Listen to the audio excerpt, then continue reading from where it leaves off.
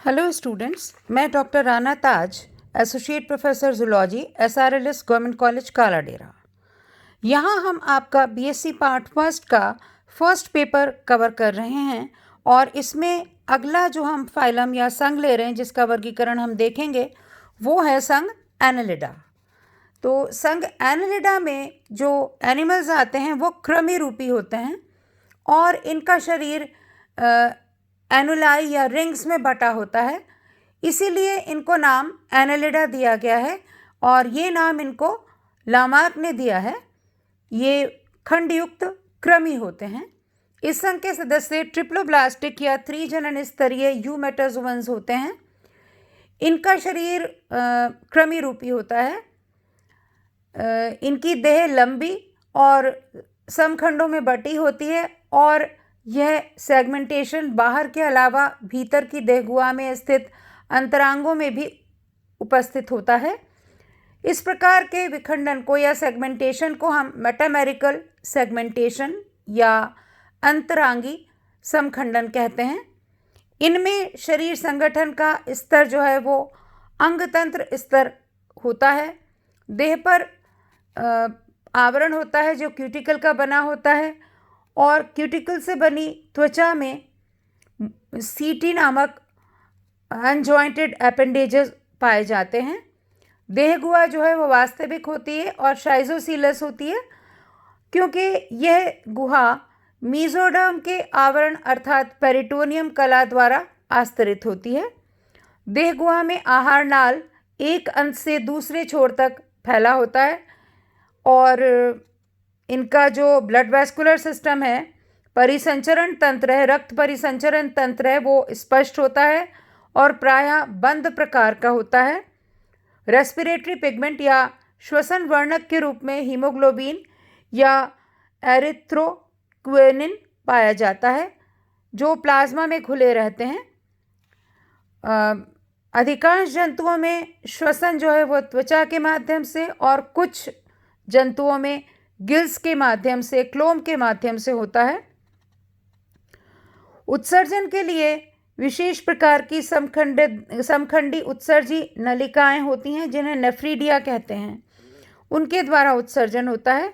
शरीर भित्ति जो है उसमें कॉलमनर एपिथेलियम कोशिकाओं की एक पतली एपिडर्मिस होती है जिसके बाहर पतली क्यूटिकल का आवरण काइटिन विहीन होता है।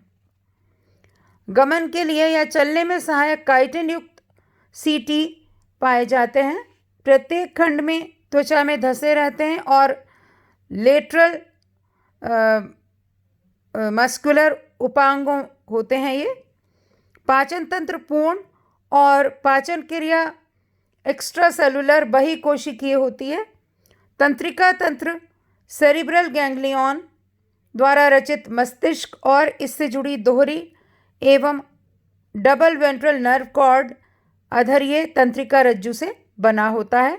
सदस्य एक लिंगी अथवा द्विलिंगी होते हैं तथा कुछ सदस्यों में परिवर्तन जो है वो इनडायरेक्ट होता है, अप्रत्यक्ष होता है और ट्रोकोफोर लार्वा अवस्था पाई जाती है। क्लीवेज या विदलन जो है वो स्पाइरल और डिटर्मिनेट या निर्धारी होता है। संघ में करीब 15,000 प्रजातियां हैं इस संघ की और ये जल में भी मिलते हैं और गीली नमी युक्त मिट्टी में भी पाए जाते हैं। अब हम देखते हैं इस संघ का वर्गीकरण। तो इस संघ को हमने जो वर्गीकृत किया है वो इनके सीटी तथा कुछ अन्य लक्षणों के आधार पर किया है और इसे 4 वर्गों में बांटा गया है। सबसे पहला वर्ग है क्लास पॉलीकीटा। इसका उदाहरण है कीटोप्टेरस, नेरीज और एरनिकोला।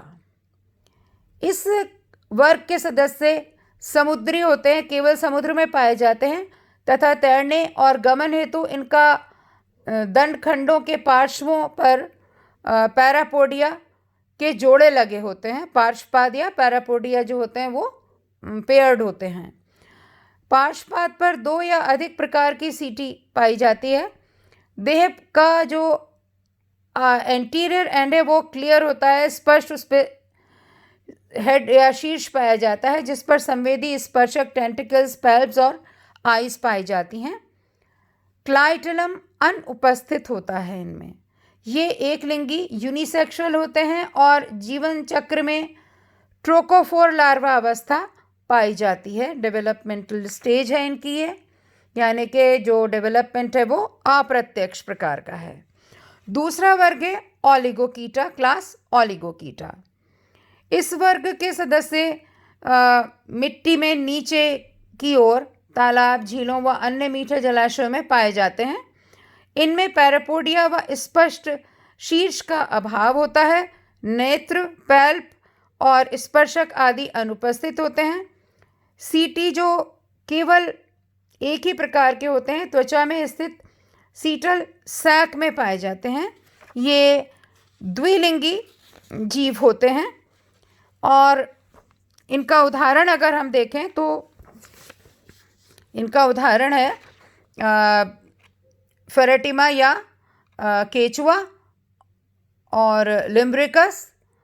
इनके देह के अगले भाग में चौड़े छल्ले रूपी क्लाइटलम नामक ग्रंथिल रचना पाई जाती है, जो जनन काल में कोकून बनाती है।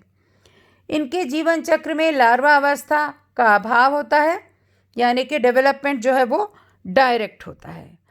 नेक्स्ट क्लास है क्लास हिरुडीनिया। इस वर्ग के सदस्य समुद्र में पाए जाते हैं और अलवणीय जलाशयों में पाए जाते हैं और गीली धरती में भी पाए जाते हैं और सेंगिवोरस होते हैं, यानी कि रुधिरहारी होते हैं।